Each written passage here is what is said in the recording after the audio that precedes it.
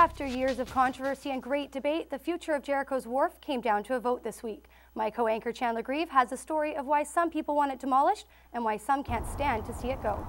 Beauty is in the eye of the beholder. So do you see a crumbling, outdated wharf that needs to be torn down, or a World War II monument giving beach walkers a unique platform overlooking English Bay?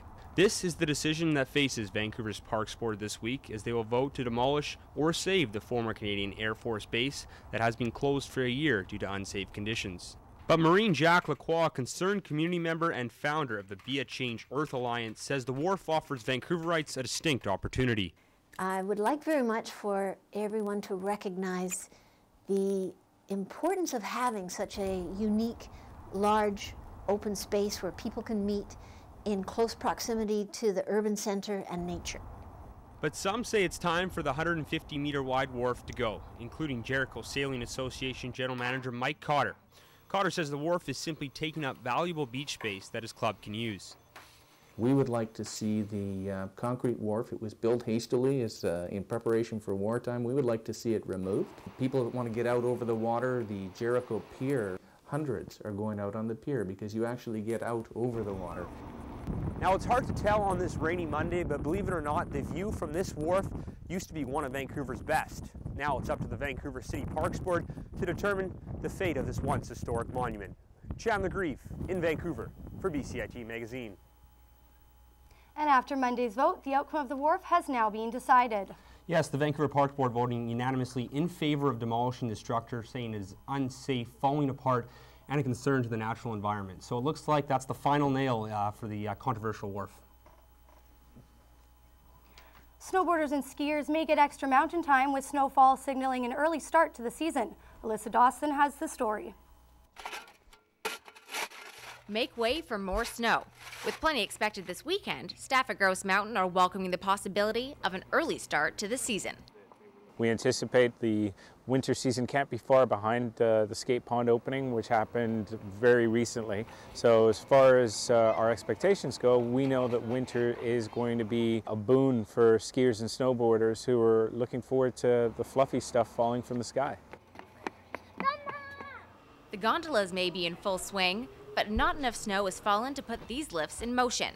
But BC's wacky winter weather does have a way of surprising us. We expect that the first week of December is the earliest that we will be open. However, if Mother Nature is able to give us an early snowfall, we'll certainly welcome that. And so would the mountain's resident gray wolves, who should thrive when conditions expected this season. This year, we're hoping it's going to stay colder longer.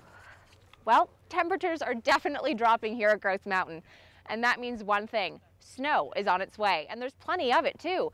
And that means this mountain is going to be open earlier to skiers and snowboarders. And in turn, that means we're going to be seeing a lot more people up here. Alyssa Dawson on Grouse Mountain for BCIT Magazine. Premier Gordon Campbell says a nasty public spat with ousted Energy Minister Bill Bennett is not a sign of chaos within the Liberal Party. Meanwhile, Bennett says his firing was the final straw in dealing with a premier he calls intimidating and abusive. The race for Liberal leadership should be getting underway soon, as the party will have its convention on February 26, 2011. Education Minister George Abbott has been showing interest in running for the leadership of the party. After spending some time with kindergarten kids in Richmond, he told reporters that he'll be making an announcement sometime next week. My family is very supportive of potential candidacy. My children are all in their 20s. They're either university students or graduated from university, so they're entirely independent. They have no concerns about potentially me doing this. Abbott will resign from his short stint as Education Minister if he decides to run. The BC Lions lost a heartbreaking double overtime game against the Saskatchewan Roughriders on Sunday, ultimately ending their season. I caught up with some of the players earlier this week. Their season may be over, but the spirits are still high in the BC Lions locker room. As the players say their goodbyes, pack up their stuff, and begin to get ready for the off-season, they're already looking ahead optimistically towards next year. I think the big thing to take in the off-season is to you know, is to continue to build on the second half of the season. You know, we had a lot of young guys grow up in the second half of the season. I think I was right along with that group of guys, and so I think, you know, there's good reason to be optimistic about next season. The 2006 Grey Cup champs are planning for next year's Cup and are hopeful Coach Wally Buono will return. I think he's going to come back. You know, just looking at next year, just having the Grey Cup here, I think we have a really good team coming back as far as young guys who are growing and learning and maturing. So I would see him coming back. You know, I think if you jump the gun, I think you might make a decision that you might regret. Biggest question is, you know, what's best for the organization, right?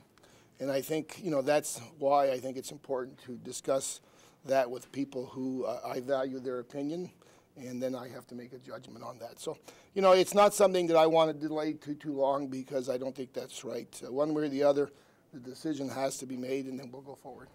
In sports, they say there's always next year, and perhaps for the 2010 BC Lions, this could never be more true.